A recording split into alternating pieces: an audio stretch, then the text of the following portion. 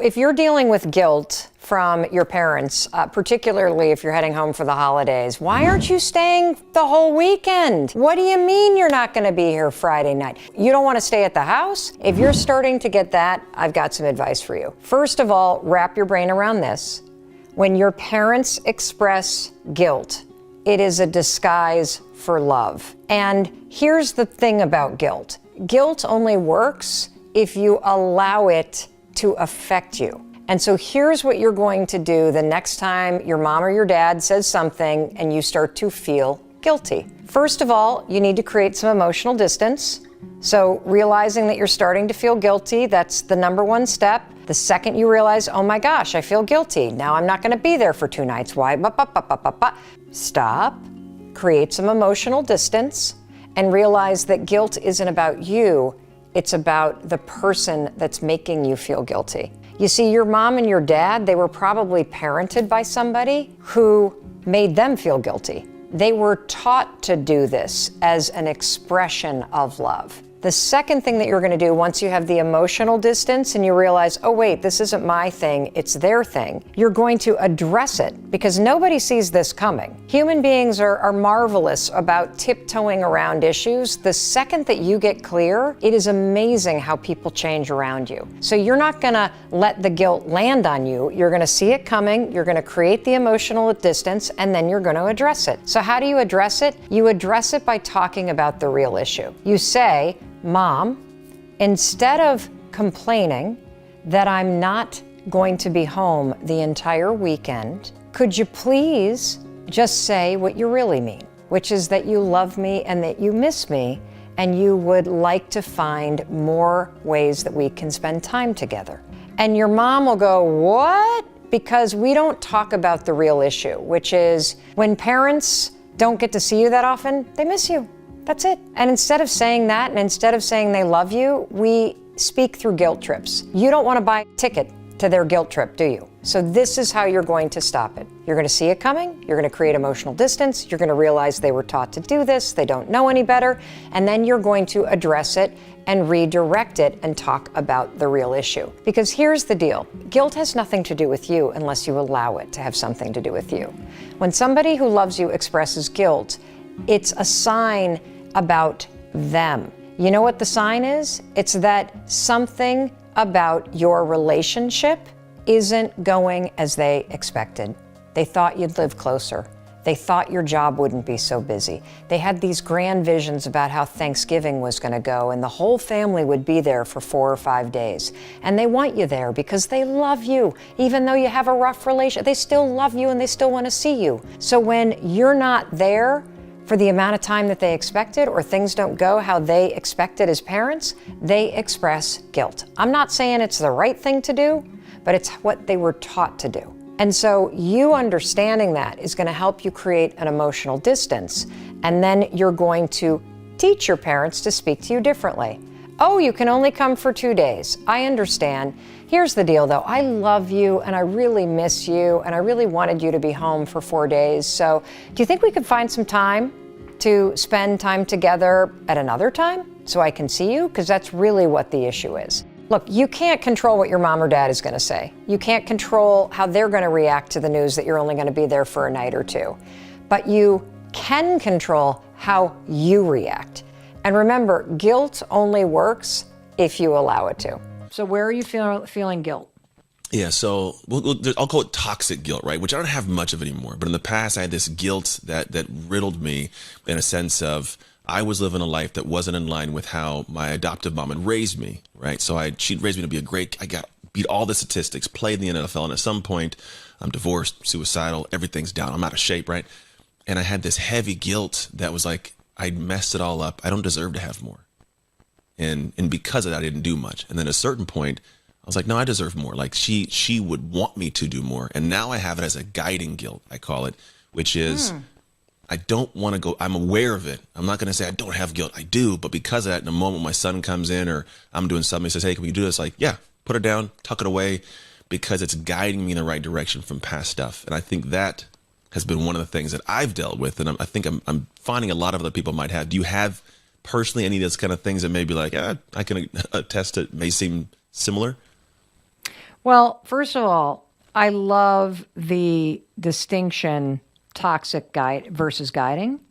Because, academically, they talk about it in terms of destructive guilt, which is toxic guilt. It makes you ruminate and trash yourself and just feel bad. And then the productive, which is what you're calling guiding. And I love the guiding word because it makes me feel like those feelings of guiding guilt are aligned with your true values. And they motivate you to change in ways that align with your values. And so that's super good. That's super, super cool. Thank you. Yeah. Like what I'm doing as I answer this question, what do I want my life to look like?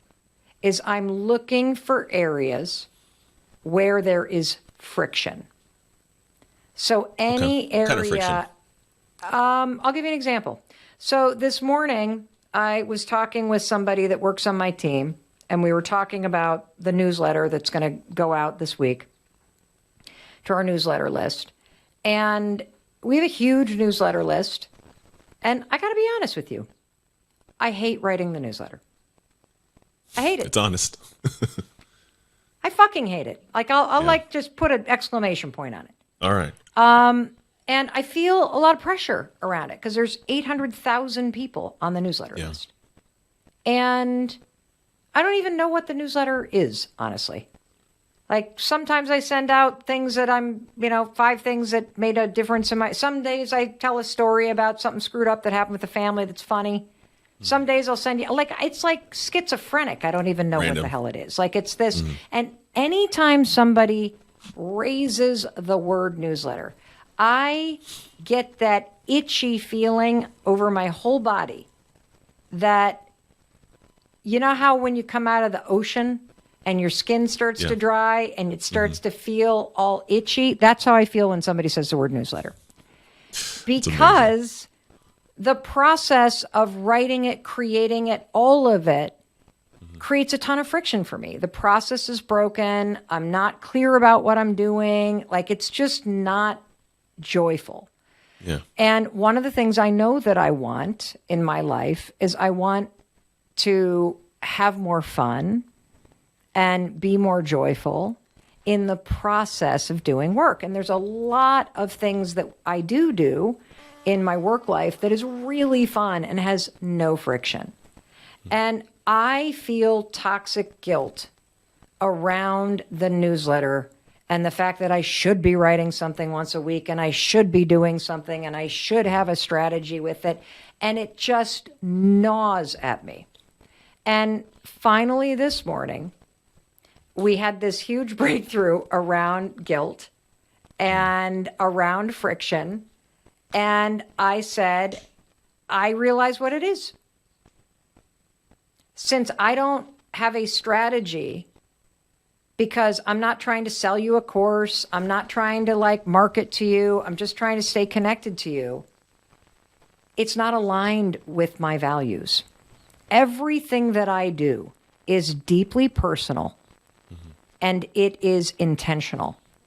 And everywhere that there's friction, particularly in my business life, it's not aligned with my values.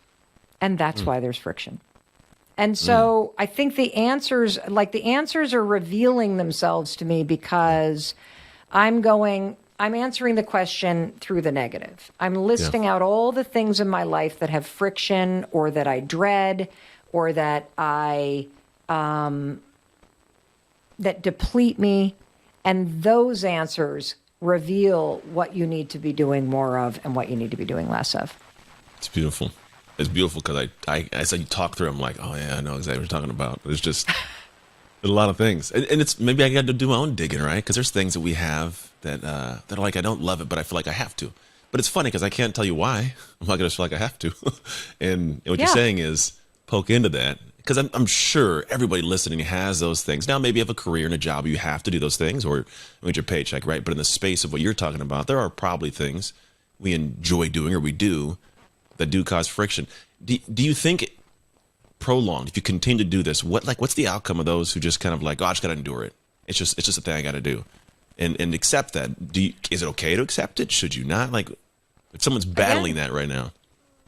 it's certainly okay to, like, it's your life. If you would like to live a life full of friction and wake up every day with a bunch of things that you should do and that you have to do, and you want to suffer through that, have at it. I mean, like, you get to choose. I don't want to be unhappy. Yeah. I don't want to miss another 5 years of my kids' lives because I'm running to catch a plane because I'm scared we're going to lose the house. I want to get out of this jar I'm trapped in, and I want to recreate the whole thing so that I focus my time and energy on things that are highly leveraged, on things that are wildly creative. I want to do it with excellence and beauty. And I don't want to feel like everything, not everything, but a lot of it is like a one-off or a quick thing to do this, and it's not tied to something bigger. And, what's interesting is this person I was talking to was wonderful because I said, do you have the capacity to just let me vent for a minute? I'm like, this has nothing to do with you, but let me just get this like vomit out real quick, and then we can kind of problem solve. And she said, well, what is it exactly? And I said, well, it's the lack of strategy. It's the fact that it's not tied to something bigger. We're not really selling anything. So it's not like we have to do some big funnel. It's haphazard. And then I said, and plus, I'm fucking dyslexic. The hardest thing in the world for me is to write. And she goes, well, I never understood why you aren't just sending out a quick 2-minute video to your newsletter list every week. In my head, it was one of the things I thought. I'm like, you must have thought of that. It's amazing you just said that. I was like, what?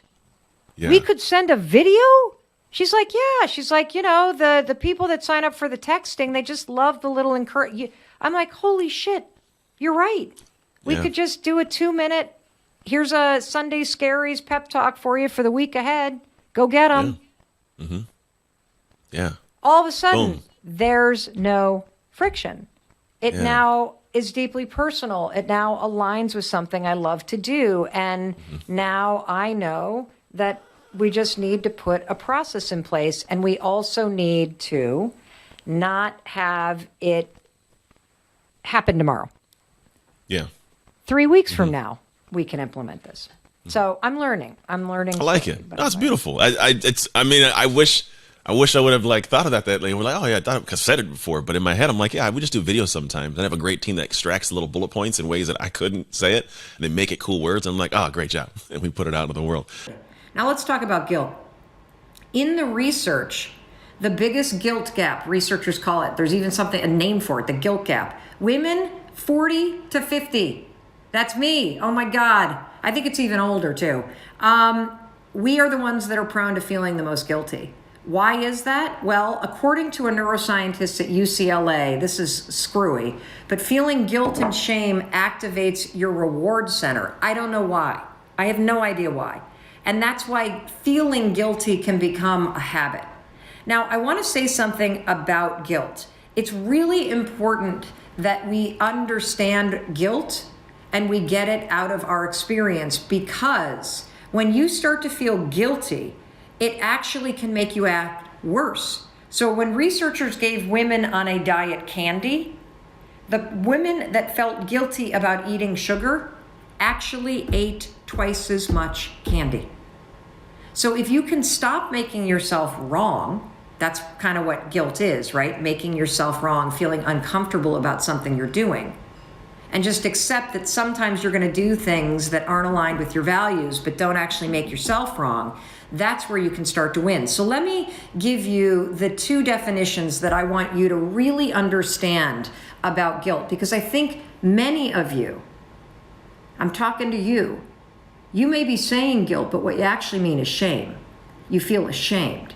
See, Brene Brown, I think we all know, she's a genius. She's amazing. She's changed millions of people's lives, and she is a shame researcher in Texas, and a best-selling author, and a TED talker, and an amazing woman.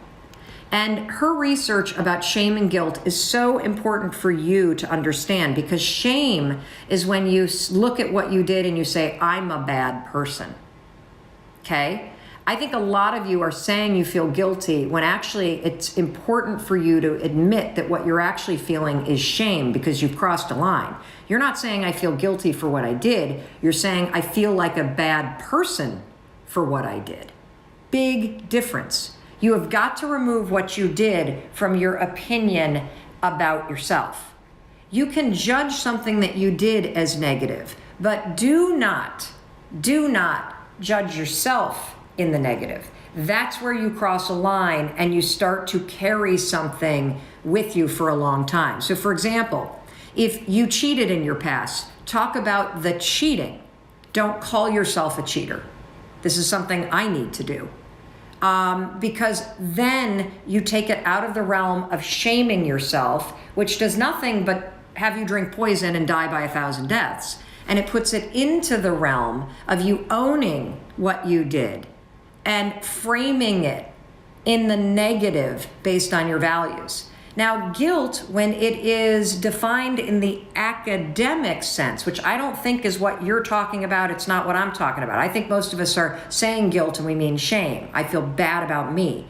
Guilt is when you've done something or you failed to act in a way that's aligned with your values. And because you are acting in a way that is not aligned with your values, you feel psychological discomfort.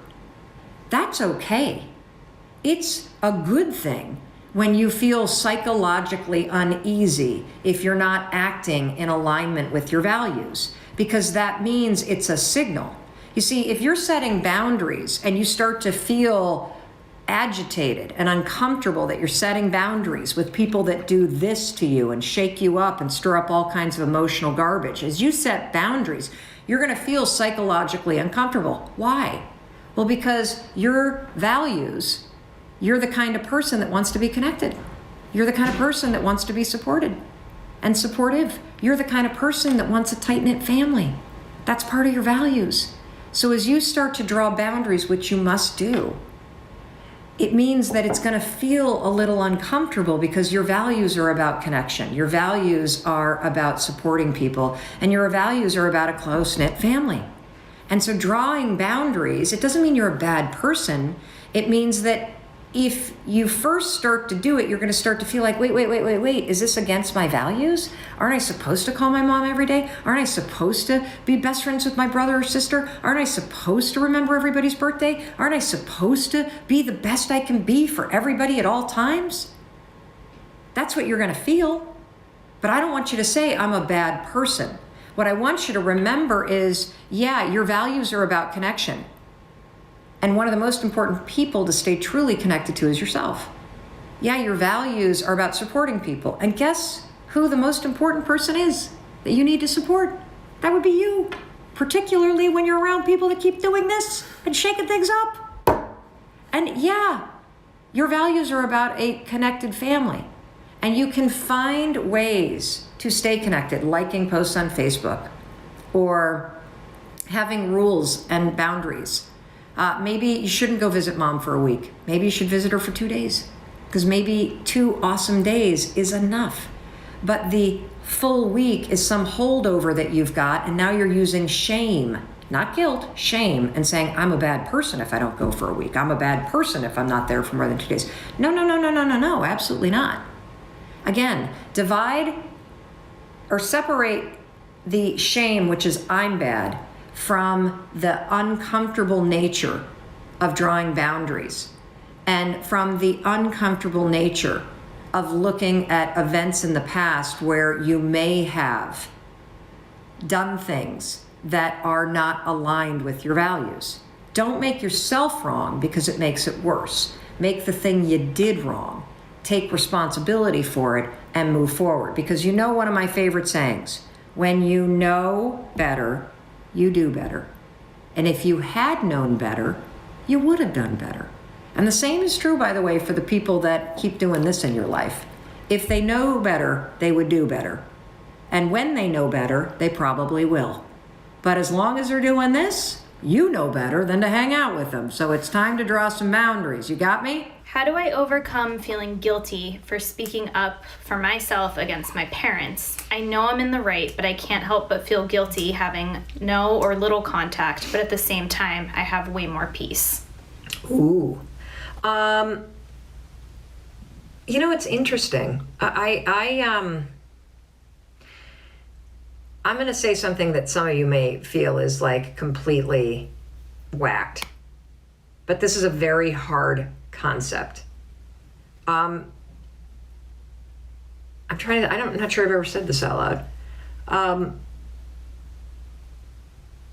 Just because your mother and father created you doesn't mean that you are obligated to subject yourself to toxic or unhealthy behavior on their part just because they did.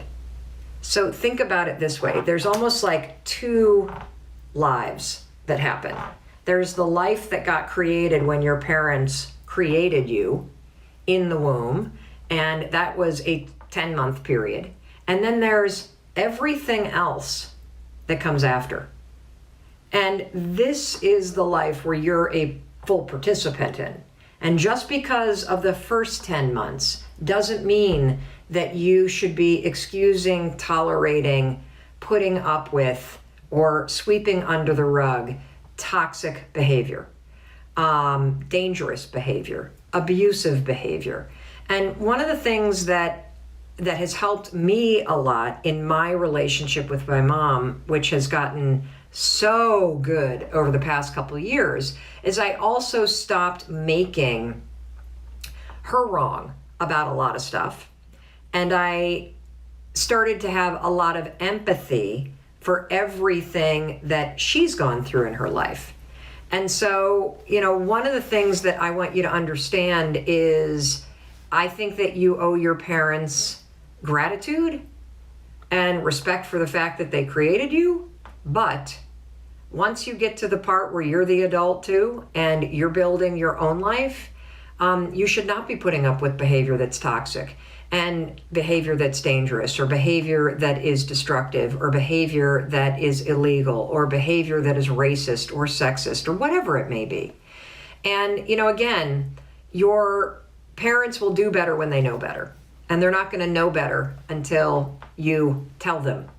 And so the other thing is I think it's really important to not just ice people out, but first have the conversations around what's bugging you to give your parents a chance to adjust.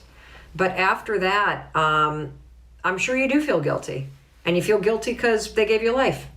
But that does not mean that you're supposed to put up with behavior that makes your current life miserable. Does that make sense? I don't know if I'm making a lot of sense there. Yeah, that was really powerful. I don't know. I feel like I'm going through this right now as a mother because, from 0 to 18, I'm responsible for my kids' development.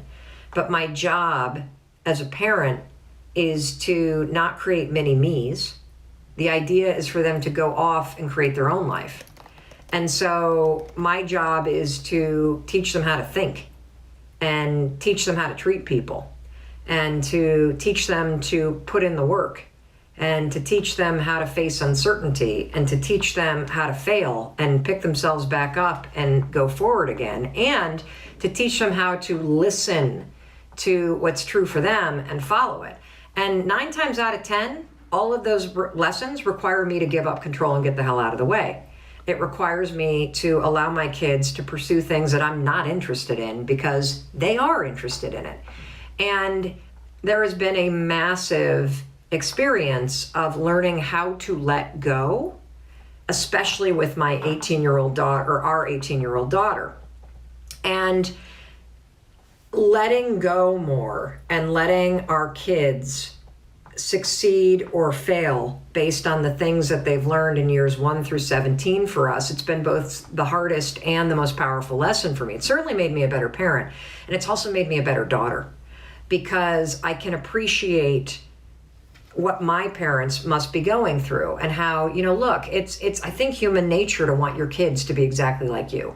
It's human nature to want your kids to want to make the same decisions you make. It's human nature to want you to think that you want your kids to think about the world the exact same way that you do. You want to know why you believe that? Because it's easier for you. Because when your kids agree with everything that you're doing, you don't have to face any uncertainty yourself. It's why we try to control everything our kids are doing. The second that you let go and you honor your kids as adults and you honor them in terms of the decisions that they're making, even though if you're sitting back going, oh, that's the stupidest thing I've ever heard. The problem is, as a parent, is you're allowing uncertainty into your own life. And I think that's why a lot of us swoop in, especially when our kids become adults, and we try to push them into professions and push them to move certain places and push them to think about the world certain ways. Stop doing that. Just stop. You need to teach your kids how to think for themselves, because they're the ones that are going to have to live with the consequences of their decisions. So you might as well teach them how to do it while they're still under your roof. I don't even know what the question was. What was the question? How to not feel guilty when setting boundaries with your parents. Guilt is, I can't remember the really snappy thing that I say about guilt. But guilt is like this, it's like bashing yourself. What purpose is guilt serving you? It's a learned behavior. You're drawing boundaries anyway, so why on earth would you make yourself feel guilty about something that you need to do? You can feel empathy that your parents don't understand why. You can feel commitment to want to help them change. You can feel pride for drawing those boundaries, but please don't feel guilty. If the guilt that you're inflicting on yourself isn't helping you change for the better, stop doing it. Because I think a lot of times feeling guilty is a habit that you learned. Maybe actually, if you're having to draw, so I'm going to now make a couple assumptions. If you're drawing boundaries from your parents, it's probably because there's a very unhealthy relationship there. And I would imagine that one of the psychological tools that your parents used on you growing up is to make you feel guilty. And I bet you also witnessed your mother or your father feeling guilty about things in relation to their families. This is all learned behaviors. And so this is a pattern that's broken, that doesn't serve you, and you need to replace it. So when you start to, do you remember the think this, not that, and anchor thought training? What are those videos, Danielle? Because this is just a pattern. That's it. Yeah. Think this, not that is 4. So watch video 4 and watch video 5, the Q&A, because I bet we cover it there. And then anchor thoughts is 15. And anchor thoughts is video 15. And what I want you to do is I want you to come up, I think this and that is probably the most powerful training. It's video 4. I want you to come up with something else that you're going to say to yourself instead of feeling guilty. So when you start to think this, oh, I feel so guilty. Why am I doing this? Think that. I can't come up with something right now. Can you come up with something about not being guilty? I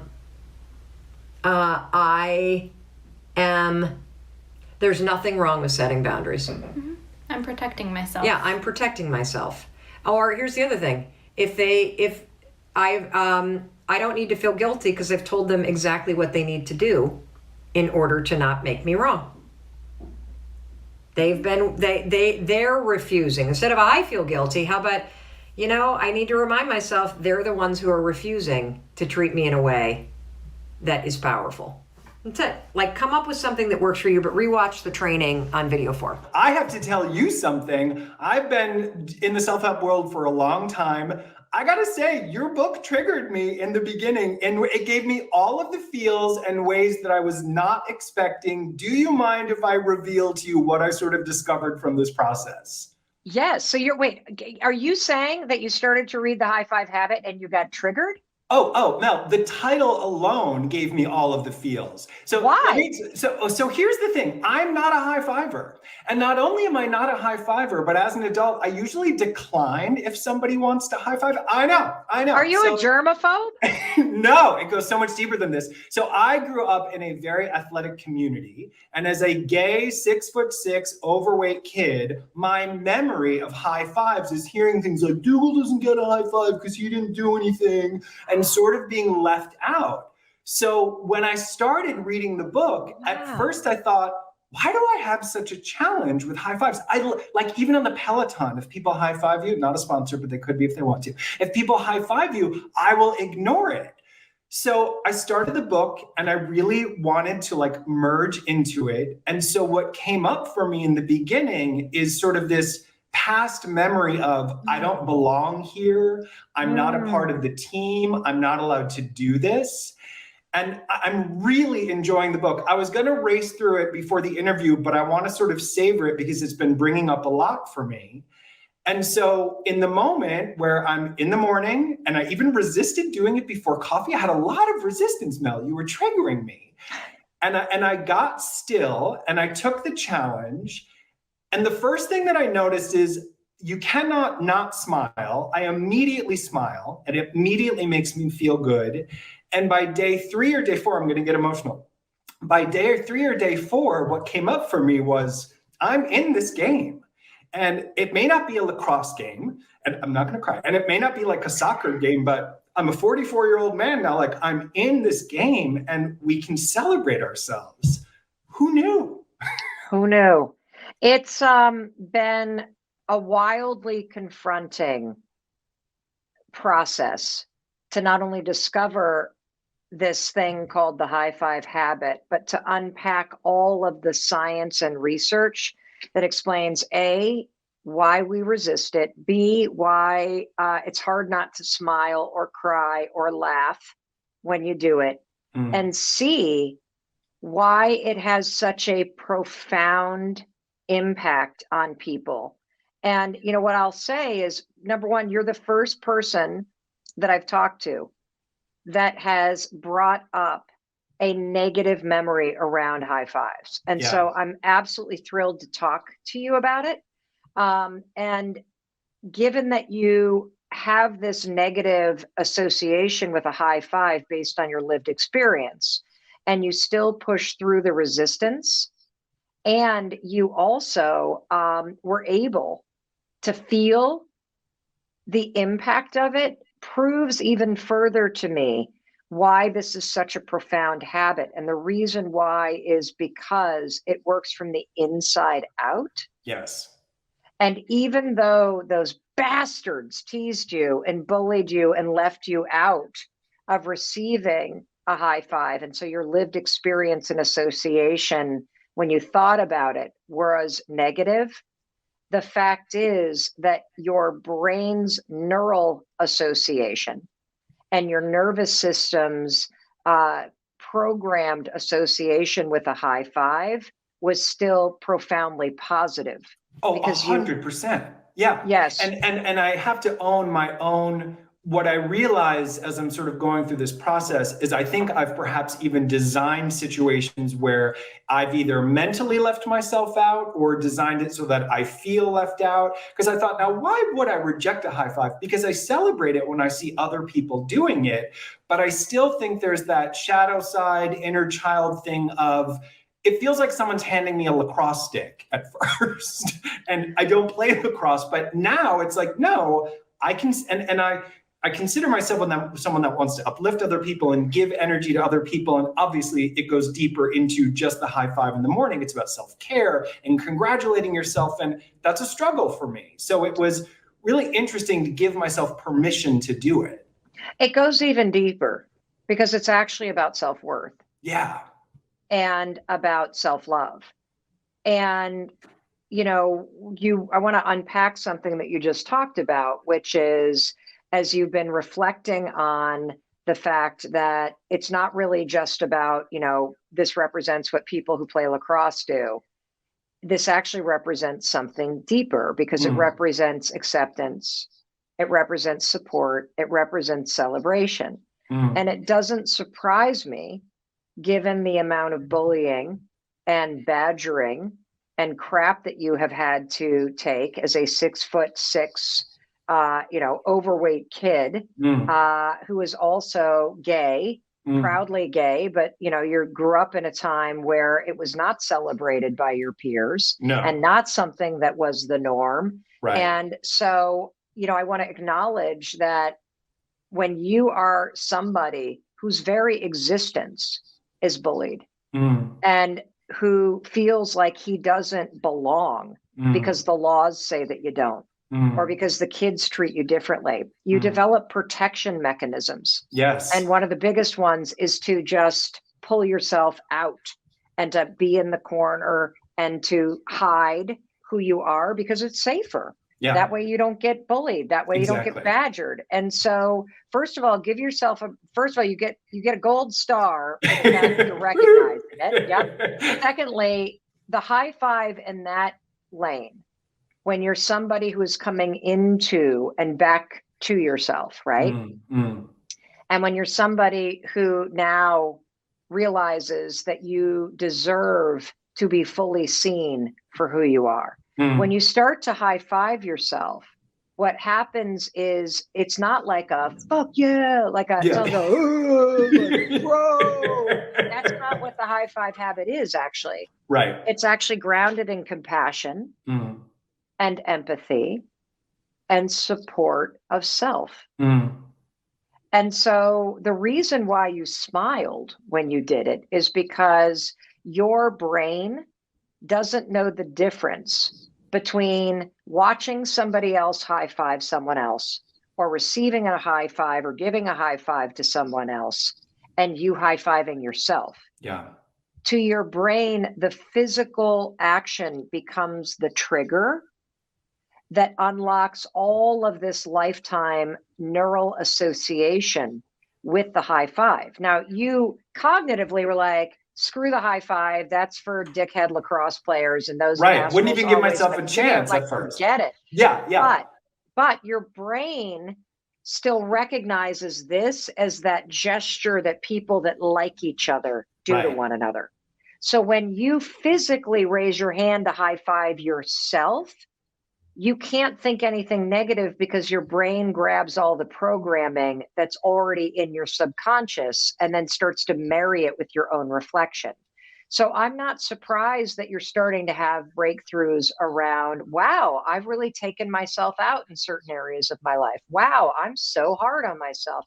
Wow, why is it so hard to stand in front of the mirror and actually raise my hand in celebration? And, we can unpack that too. And I went into a flash. I went into it kicking and screaming because, I also am a big believer in the way you start your day, start your energy. And one of the things you say is even before your cup of coffee, which triggered me, Mel. This triggered me. Why did it trigger you? Well, coffee fuels my soul. But what I discovered was that even the act of pouring a cup of coffee is taking me away from myself first. I'm going to the kitchen, the dog is there. I'm, having a conversation with my husband. So making it a priority to go to the bathroom first, to just be with myself and sleep gunk and all the stuff in my eyes and all of that before the coffee, before any stimulant of noise or any energy outside of my own being. I resisted it. We're talking about Let me tell you why. Tell me. Dissect me. So I love that you just said that you're a huge proponent of the morning, and morning routines and setting yourself up for success and your energy in the morning. And you are right. All the research shows that your mood in the morning and your intention in the morning actually impacts productivity and focus and fulfillment all day long. So you're absolutely right. And I'm so happy you said this because there's not a single person on the planet that I know of that is talking about the fact that everybody's morning routine contains a disgusting, destructive habit. And nobody has kicked the door wide open until right now. What is it? And let me tell you what the habit is. Before you read my book, when you walked into the bathroom, and you were brushing your teeth, Did you even look at yourself in the mirror? I did, but not kindly. Okay, I'm glad that you're being honest. Yeah. When you looked in the mirror, what did you think or what did you focus on? I struggle with body dysmorphic disorder. My audience knows this. I write about it and speak about it openly. So there is a moment of distortion, which I could relate to you talking about this in the book too, where at first I'm criticizing my body. And not only am I criticizing my body, but I'm thinking of what's going to make me feel good. Coffee gives me my coffee dance, is what I call it. I get excited. I get motivated. I certainly meditate, but the visual, meditating is closing my eyes and not looking at myself. The visual of looking at myself, if I'm going to be completely honest, was more triggering than I expected it to be. Okay, well, I wanna give you a sense that you're not alone in this. So when I discovered the high five habit during a very low moment in my life in April of 2020, and it just was something I did on a low morning like you, where I'm standing in front of the mirror and I'm focused on everything I hate about the way that I look. And I'm beating myself up and I'm thinking about my day and I'm already criticizing the fact that I'm running late and I didn't do this and I didn't do that. And I just raise my hand and give the woman in the mirror that I see a high five because she looks like she needed it. She looks like life had beaten her down. She looked overwhelmed and exhausted. And I honestly just didn't have any words to say. And I probably wouldn't have believed him anyway, because in April of 2020, my whole life was turned upside down. And so I didn't feel energized. I didn't feel empowered. I felt defeated. I felt lost. I felt overwhelmed. And, I think we can all relate to that feeling. Yeah. And so that's how it all began. And as it started to work and I noticed, like you're noticing, whoa, I feel more energized. Whoa, like I'm not criticizing myself. Wow, something weird is happening. I then post a photo online, and within an hour, more than 100 people around the world had posted a photo of them high-fiving themselves in the mirror. And I hadn't even put instructions. Right. They're just mimicking what you did. Mimicking. And I thought, okay, there's something here. So I spent the last year researching this. Yeah. I love when you nerd out. Tell us the nerdy part of why it works. I love this stuff. Well, let me first tell you that you're not alone in the mirror. So the disgusting habit that every single human being, like, I don't care who you are, where you live, what your education is, how much money you have, everybody has this habit. It is a habit of self-rejection. 50% of people cannot even look at themselves in the mirror. That's men and women. 50%, because they are disgusted by what they see, or they are sad about where they're at. 50% based on our research. That's number one. Now, we know that 91% of women do not like how they look.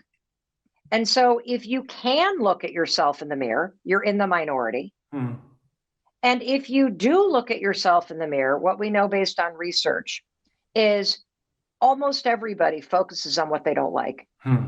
And so, if you can't even look at yourself, that is rejection of self, and it's a habit. And if you look in the mirror and you see all the things that you hate or need to fix, that is also a habit of self-rejection. And everybody has it.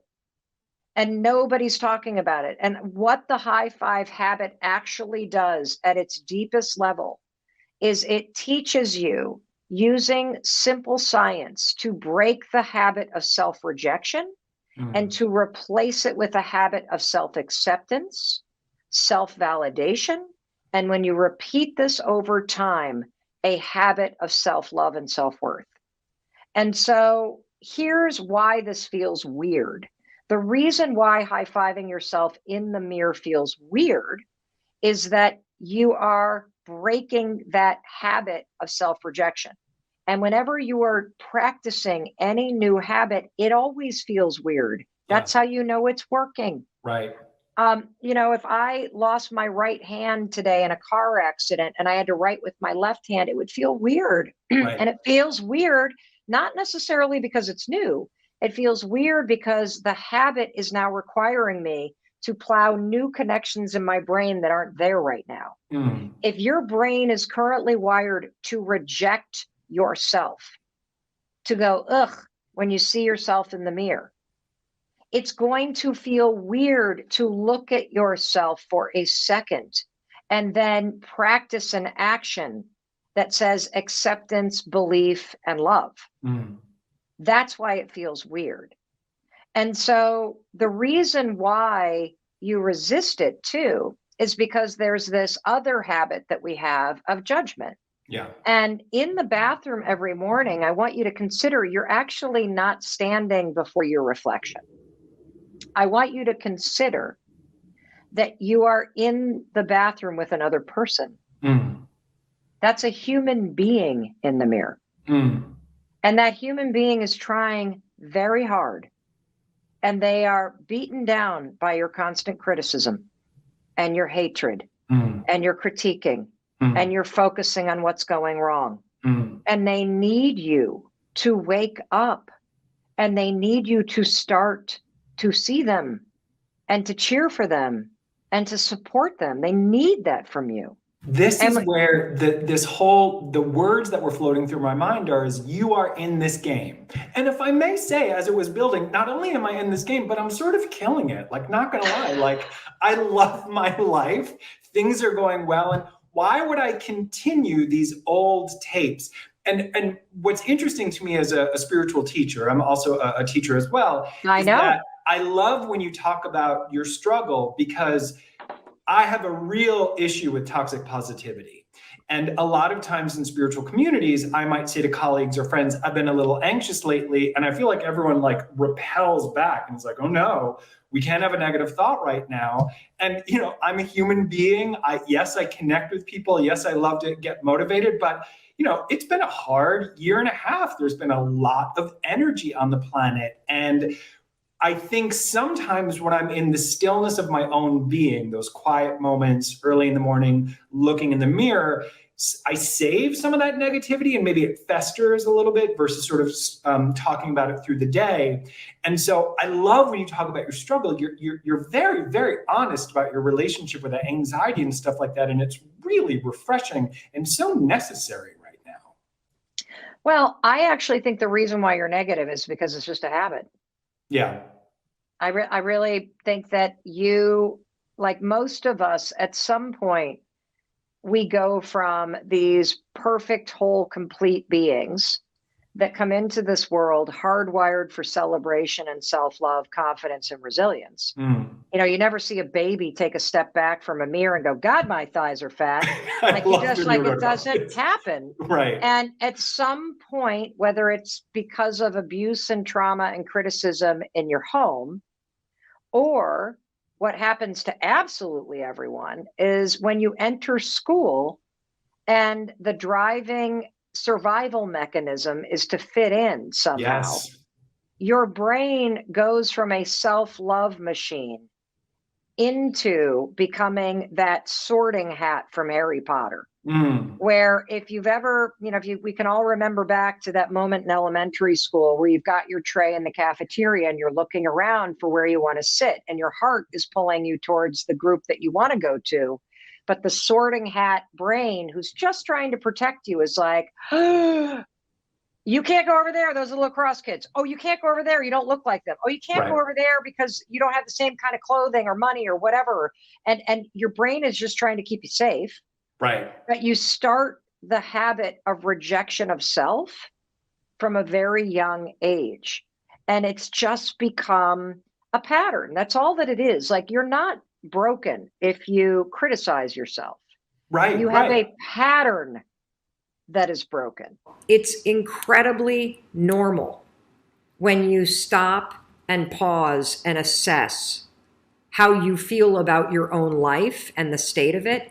It's incredibly normal for you to rank it low, because most of us walk around with a very negative viewpoint about our own lives. That's number one. And that's a mindset and a perspective that we are going to change. Number two, one of the things that has helped me a lot when I get into moments in my life where I get present to disappointment, where I feel very sad, where I start to beat myself up over where I'm at in my life versus where I thought I would be.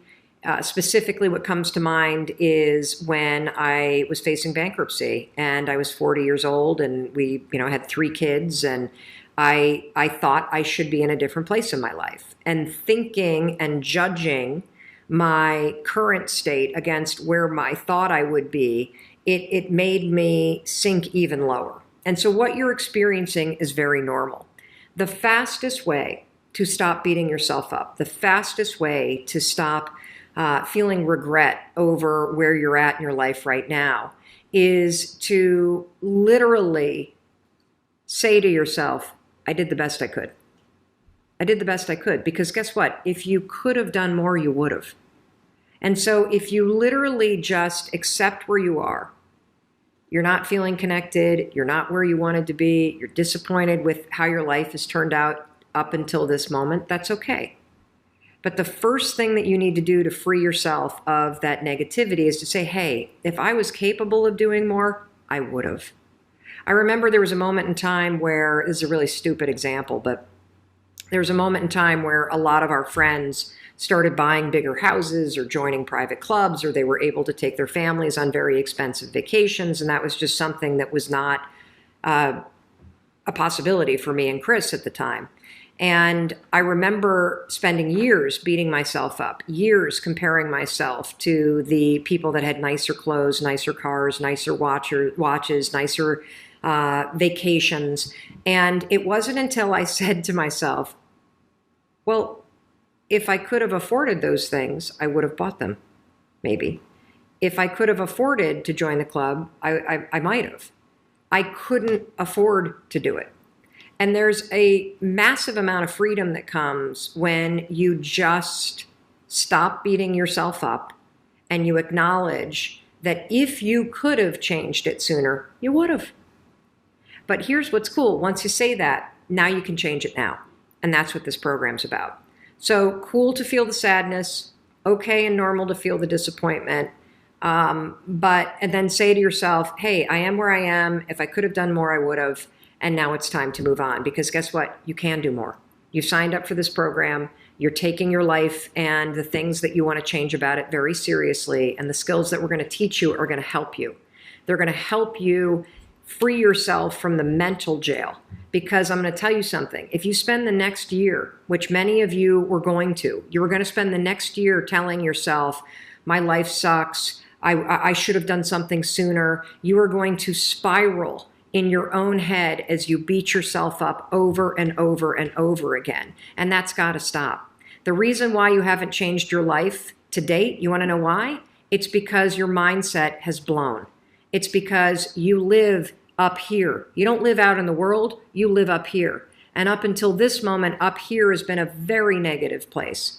And I guarantee you, if you were to put your own thoughts in someone else's mind, you know what you would say to me? Well, there's no way in hell Mary would lose that weight if she thought the things that I thought, because I'm constantly saying to myself, I'm not good enough, I'm not this, I'm not capable, I should have done it last year, why didn't I do this sooner? The more you think like that, the more stuck you're going to stay. And so that's why it's critical to acknowledge that the reason why you haven't changed sooner and the reason why your life is in the state that it's in is because of how you think. How you think is stopping you from taking action. You're convinced that you're not good enough. You're convinced that it's too late. You're convinced that other people are going to judge you. And I'm here to tell you it's total baloney. You also tend to get a lot of positive, emotion and praise when you're achieving those things. At least I did too. And I think that's why I chased it so much. I had fused the doing with being lovable, the achieving with being worthy. And so as I walk into the bathroom that second morning and the sort of profound nature of what was unfolding started to hit me, I have this second epiphany as I'm brushing my teeth. And that is this. Every morning, there are 2 people in the bathroom. There's you, and there's a human being in the mirror who needs you. They are trying so hard. They are waiting for you to wake up and to realize that they're there. They need your encouragement. They need your support. They need your love. They are so tired of you picking them apart and thinking about all the things that are going wrong.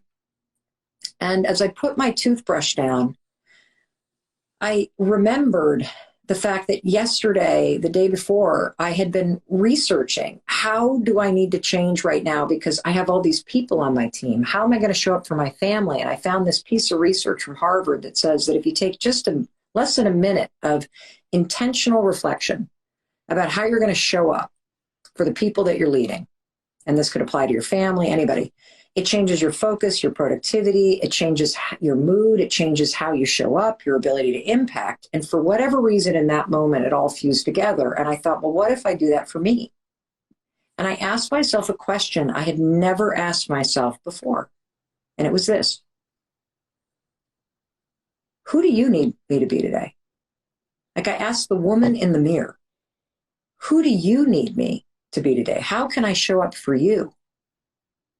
And, what kind of popped into my mind that morning was like, well, it'd be nice if you were kinder to me because I'm trying really hard. And then the next one was, it'd be great if you could muster up some optimism here. Having fun today. It's like, hell, throw me a lifeline, Mel. And as I thought about it, I then went and I raised my hand and I sealed it with this high five. And something like, it just felt like this fusion with the person in the mirror. And that's when I really got it. I got that this is so much deeper and more profound, because what I'm actually doing is I'm fulfilling my fundamental emotional needs. I am seeing myself. I am meeting myself where I am. I am affirming my unique need. And I am celebrating myself exactly where I am right now, whether it's challenging, whether it's exhilarating. I am with myself right in that moment in a way that I don't know if I had ever been.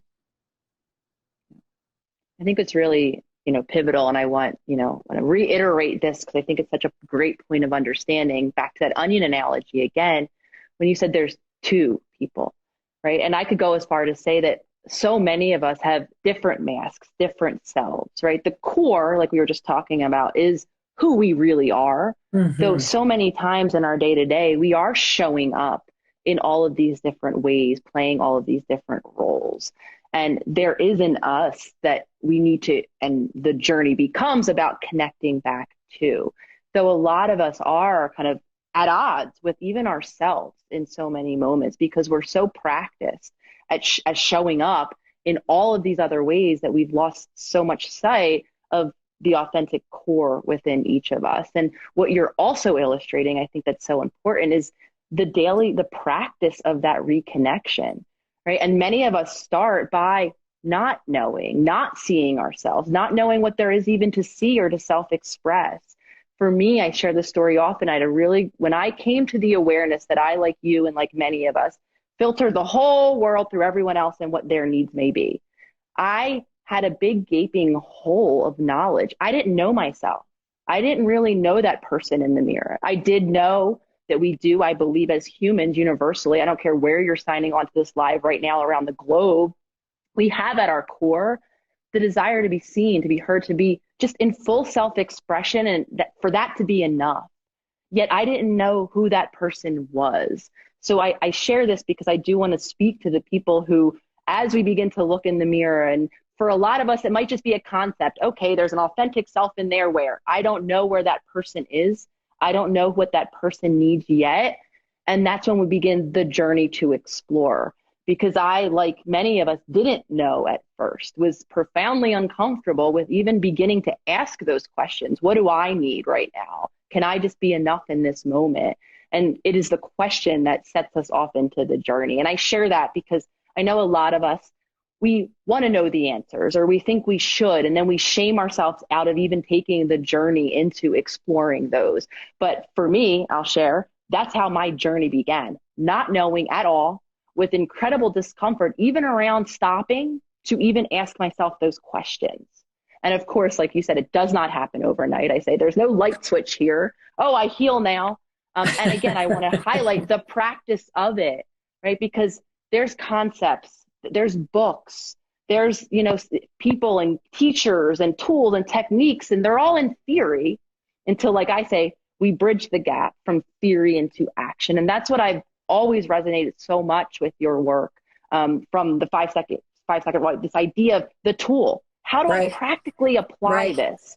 And now, of course, the high five habit. How do I turn this idea into a daily action that can actually help me create the change that I'm looking for, to A, reconnect with that person beneath, and B, to over time, grow to love them. Over time, grow to love them.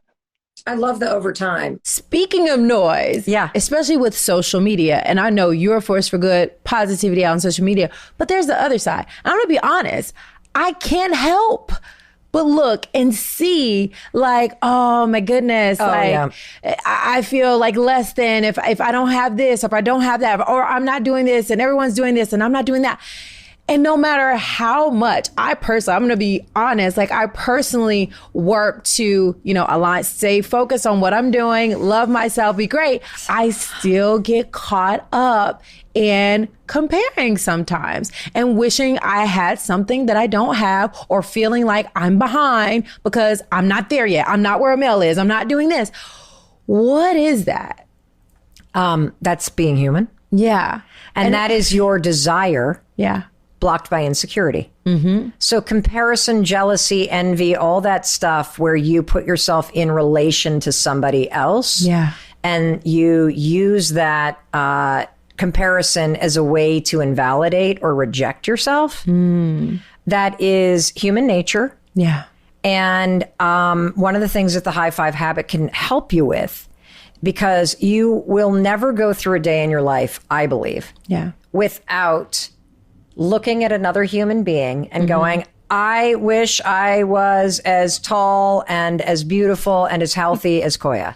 I wish that I was meditating every day like Koya. I wish that I, was sponsored by Aloe and had all these amazing things that Koya is.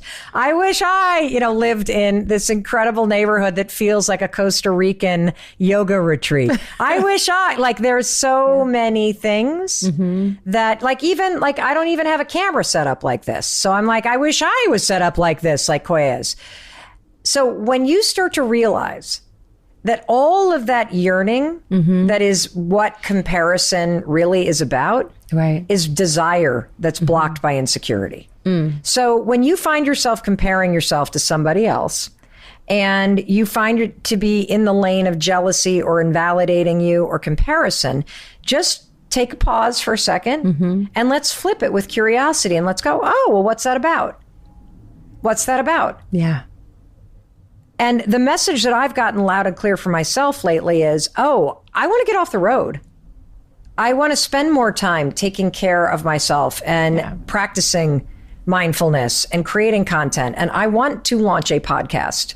And that's why I'm jealous of everybody like you who already has a podcast, already has your ratings, already has a ton of people that listen to this. Already, like, I look at you and I'm like, I'm behind Koya. Here we go. Here's more evidence. No, let's flip it and unpack it. Well, what do I love about what she's doing? What feels like it's right for me? And then what happens is, instead of everybody becoming somebody who's ahead of you in some race, what if the people that you are drawn toward, that either it feels a little like jealousy or invalidation or comparison, what if you could flip it into curiosity and let it go, what is it about what they're doing that actually feels like it's calling me? And what is it about what they're doing, this is important, that doesn't feel like me? Right.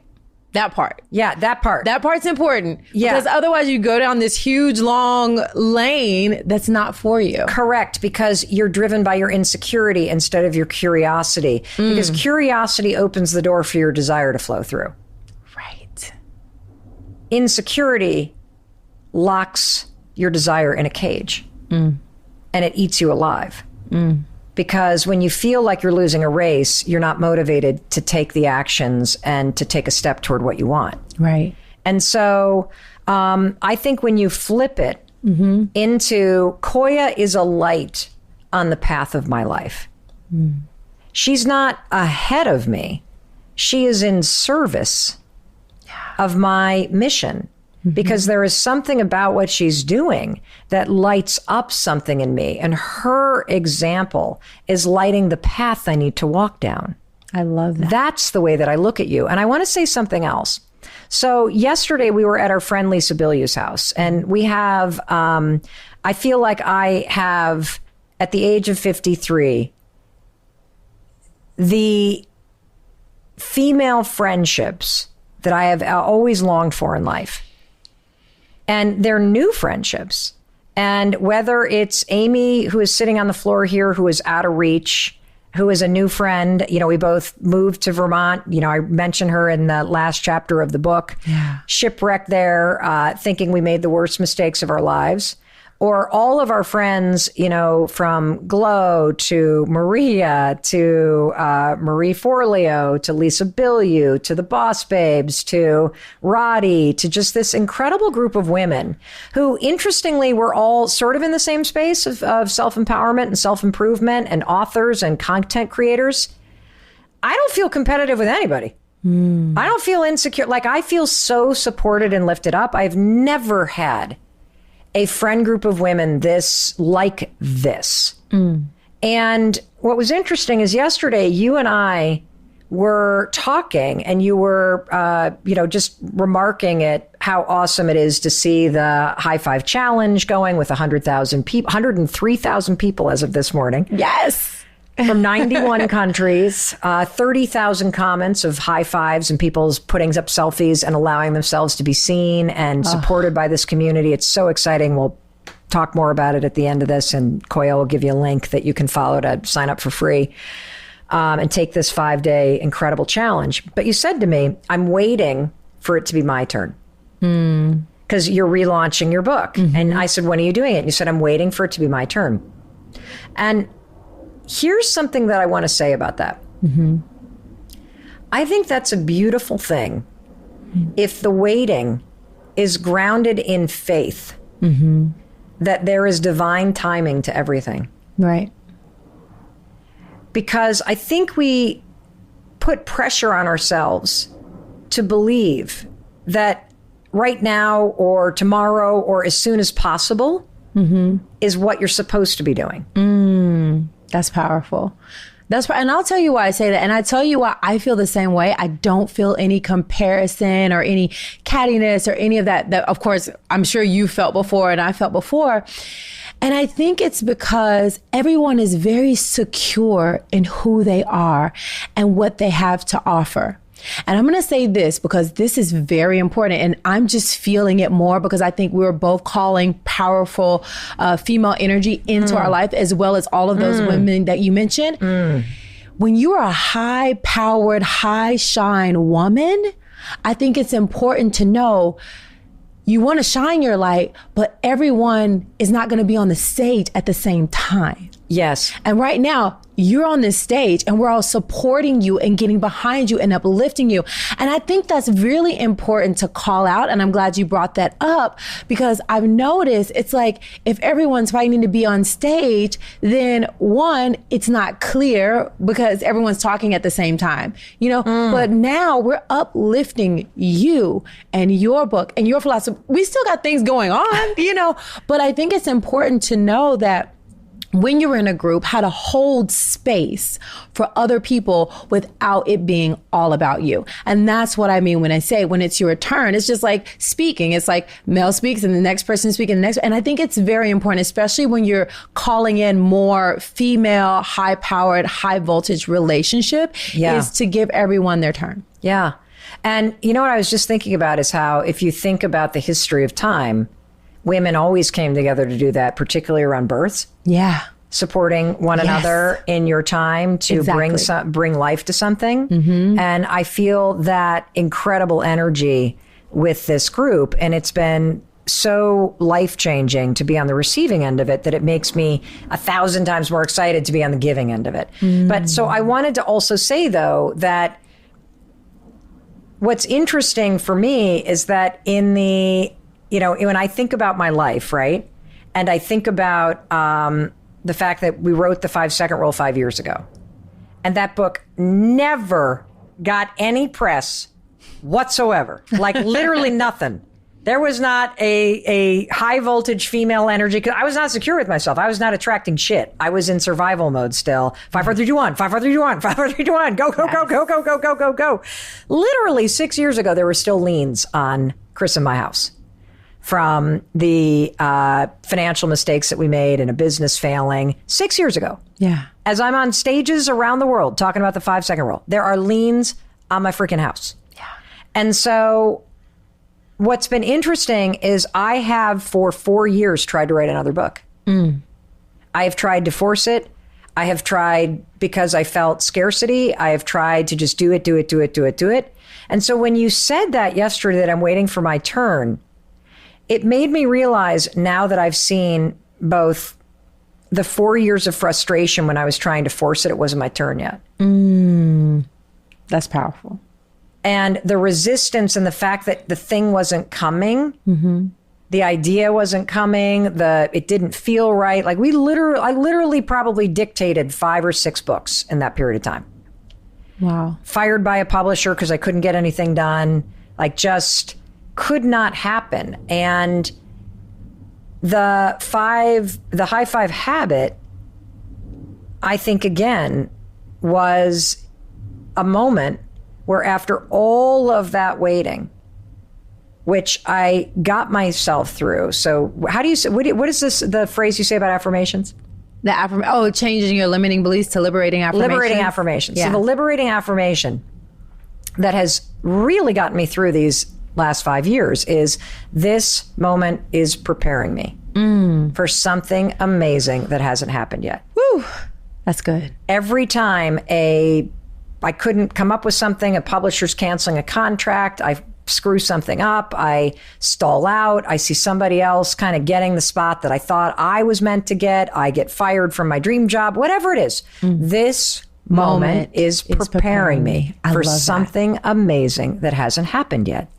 And it's a way to high five your attitude from that woe is me, it never works out, I'm always failing. Everybody else wins.